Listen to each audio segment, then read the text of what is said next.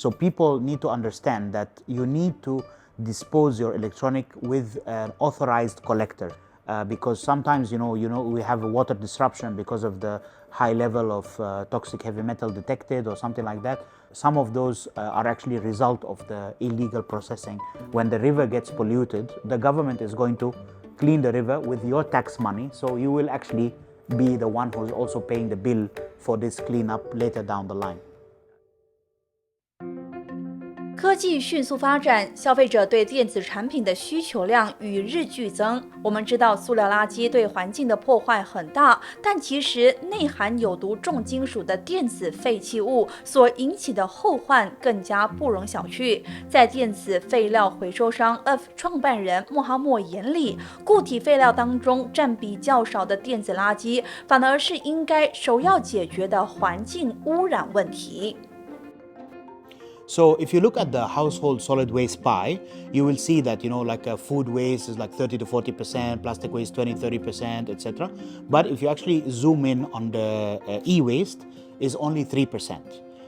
But this 3% of e-waste in the solid waste is responsible for 70% of the toxic heavy metal contamination in our environment. So you never know when it's going to hit you in the face, because in reality, we are facing right now rising sea level. When this happened, a lot of the areas that are now have improper dumping, they might be submerged with water. And if they are submerged with water and we improperly dispose those toxic heavy metals inside those landfills, this water is later on going to bind with the toxic heavy metals and toxic elements inside the waste, and then it will seep into the ground, contaminating our groundwater, contaminating our soil. The land for the agriculture becomes smaller, then the food price become higher, or then we have to stop planting this crop altogether and import everything, which will put more pressure on our ringgit against the other currency. So it's all connected actually. There is no such thing as, oh, let me just consume and someone else is going to deal with it. No, actually you most probably are actually going to have to deal with it in your lifetime. 根据大马环境部公布的数据显示，我国家居电子产品丢弃数量逐年上升。更有研究估计，大马目前年产大约36万5千吨电子垃圾，重量远超一座双峰塔。事实上，我们早已经被不当丢弃垃圾的行为反咬一口。例如，当一些地区水源遭到污染而出现治水情况时，当局为了恢复水源而进行修复和清理工作的花费，用的正是我们纳税人的钱。 So people need to understand that you need to dispose your electronic with an authorized collector, a collector who has the badge of the Jabatan Alam Sekitar. Only then you can ensure that the item that you are giving are processed properly in a way that does not harm the health or the environment. Because if you just give it to anyone, for example, the person who collects the newspaper, you just give to them, then they're gonna go and sell it to the scrapyard. The scrapyard is just gonna sell it to some, processing operation which maybe is not licensed. In that case, they are gonna use questionable means of extracting the metal, maybe open burning, maybe the residual waste after the extraction process will be dumped in the river or dumped in the forest. So it's not worth the few extra ringgit that you might get from the illegal processor or illegal collector. Is not worth to actually destroy the habitat and the environment of your country. 此外，回收电子丢弃物除了减少污染，背后也牵动着庞大的经济效益。 So some of the minerals that we need to produce more and more electronics are actually diminishing, and also you have some trade wars and some political instability in some parts of the world, wars and things like that, which actually disrupt the supply chains of those minerals.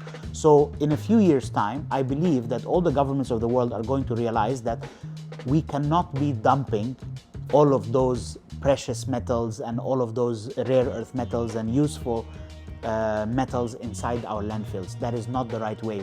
This is actually an issue of national security. We need to harness all of that back and to extract as much as possible, because not only this will reduce the cost of mining new minerals, but is also gonna protect us, because if we can extract like 20% of our copper from our waste instead of importing it, then that will also help our economy and help our environment and so on. And also the difference is that all of those other types of materials, they actually cost a lot of money to process. So for example, the cost of raw plastic is cheaper than the cost of recycled plastic. So you don't have any economic incentive.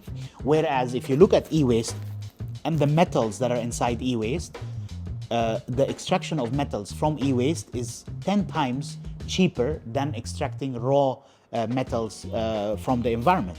So there is economic incentive that make a perfect sense that we will establish strong collection mechanism, strong processing mechanism, and also strong regulatory mechanism, so that everybody will work together. This, of course, all of this is useless if the consumer doesn't decide to recycle in the first place. 由于发现大马电子废弃物回收市场还有许多可以发展的空间，芬兰国籍的穆哈默便在2018年在我国创立了 ERTH， 提供预约上门回收服务，让民众可以用电子垃圾换钱，也能够确保这些废弃物不走非法歪路。身在大马多年的穆哈默也希望大马人能够珍惜自己的国土，重新发现那些常被本国人忽略的美好之处。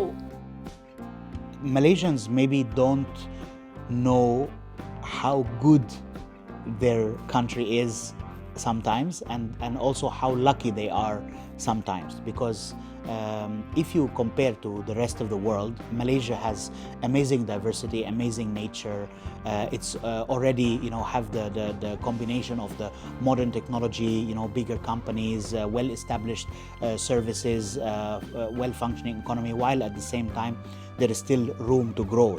But I think that when I sometimes see the discourse in the media about what are people actually focused on, what is the thing which take the public attention, for a long time, and waste a lot of energy and introduce, maybe some friction between different parties unnecessarily.